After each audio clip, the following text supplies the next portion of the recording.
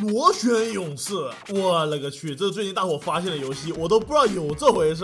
大伙跟他在我客队底下发这个爆笑陀螺游戏的 PV， 我点进去一看，看着还挺有模有样的。B 站评分甚至能有8.5分，你敢相信？和我们之前玩的神作《野兽领主》一个分数，这含金量不言而喻。但大伙对这游戏的意见挺大，说的很无聊，纯比数值。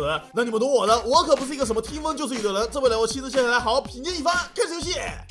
我去，哥们儿，这进的是陀螺游戏吗？怎么孙悟空都出来了？果腹已经滚到18分了，咱们直接进去玩吧。开局就是一场非常惊险刺激的陀螺大赛现场。只见这个蓝色陀螺狂放黑洞，撞到红色陀螺毫无还手之力。哎，怎么还会暂停时间啊？什么情况？然后这并没有什么卵用，红色陀螺一剑就给他砍死了。然后今天我们上陀螺学校，这个世界人没什么娱乐手段，天天就知道看陀螺。OK， 新有教程，发射陀螺过去撞别人，然后等着陀螺撞着撞，能量满了就能放大招。没了，对，没了。你以为还有什么别的操作吗？你以为是我们控制陀螺转吗？你想多了，这就是经典你一下我一下有大招放大招的喝茶游戏。当然还有比较进阶的玩法，你可以在外面猜对面会出什么属性的陀螺，然后克制它；亦或者你也可以在屏幕外大喊大叫，把你的心意传递给陀螺，让它转得更凶点。但你唯一能传递过去的就是你钱包里的钱，因为我开始解锁抽卡了，送了个紫陀螺雷霆之怒，这里的陀螺好像都是拟人的，你别说，你还真别说，这例会真不赖啊！完事，陀螺由3个部件组成，分别是战术盘、重力环、驱动轴，这3个部件都可以随意替换、随意组合，听起来不错吧？感觉能组合出各种各样不同的陀螺。然而在这样的干瞪眼玩法下，你真的会懒得配陀螺部件，只会想着有没有跳过战斗啊？然而并没有，这游戏只有自动战斗和战斗2倍速，说着说着我就被撞烂了。没什么好说的，没去升级陀螺，素质被对面敌直接给撞烂了。哦，这什么啊？我去，射中网袜美少女吗？你觉得这可能吗？乖乖的把你的钱包掏出来吧。做了会主线任务啊，又送了挺多紫陀螺。不是，怎么还有男的啊？我不要男陀螺啊，赶紧滚呐！那先让我玩会看这游戏到底是个什么事儿。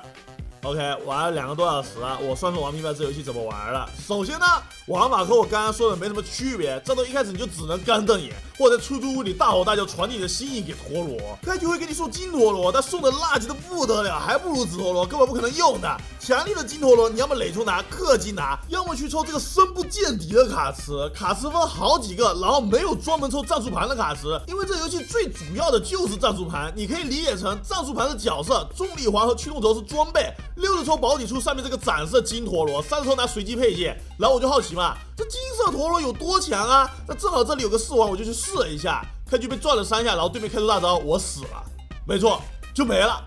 狗爸试玩在哪儿啊？我长这么大没见过任何一款游戏，你试玩那种强力角色能让你输的。正常来讲，不就放个木桩让你打吗？或者放个素质比你低不少的敌人。这游戏的试玩怎么是进去被人家秒啊？我技能根本开不出来，都看不了是什么技能。也就是说，这游戏专门开了个被白陀螺，是的，白色品质的陀螺3下打死的金陀螺卡池。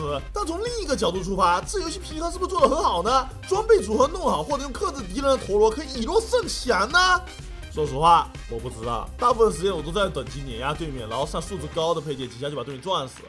这是一个数字游戏，你想在数字游戏里面追求平衡是非常难的，又不是说不能升级配件，人家咔咔抽卡，等级比你高5、6级，你再怎么努力也打不过，更别说你连努力都没办法努力，只能干瞪眼，闪着喊烂的陀螺也转不过人家。而这就是游戏的玩法了，一眼看到头的无尽养成。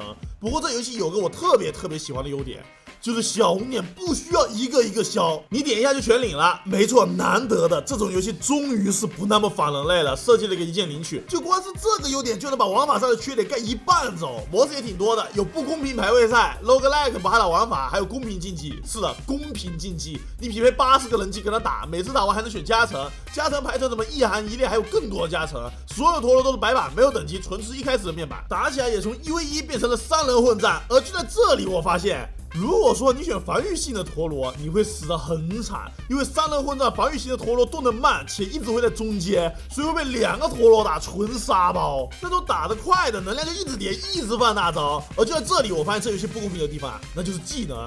陀螺和陀螺之间技能强度差很多。比如说这把，我的陀螺是召唤个分在中间，一人撞扣血，最后还会爆一下，听起来很牛，对吧？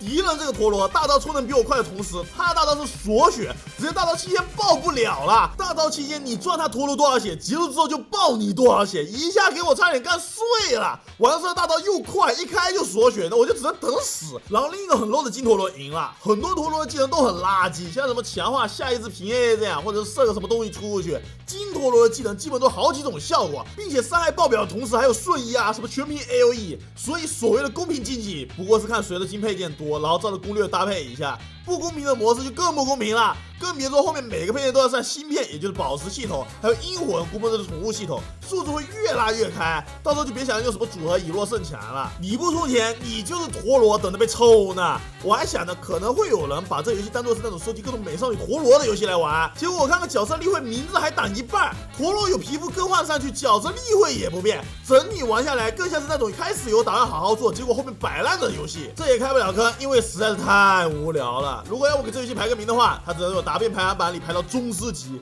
虽然说玩起来很无聊，但没什么特别大的缺点，反而有个能一键领取小5点的优点，还有好看例会的优点，所以只能止步宗师。那么我想就这本视频球内容，如果喜欢的话可以给它关注，请一个更多搞笑吐槽视频。那对吧？我是林，我们下期见。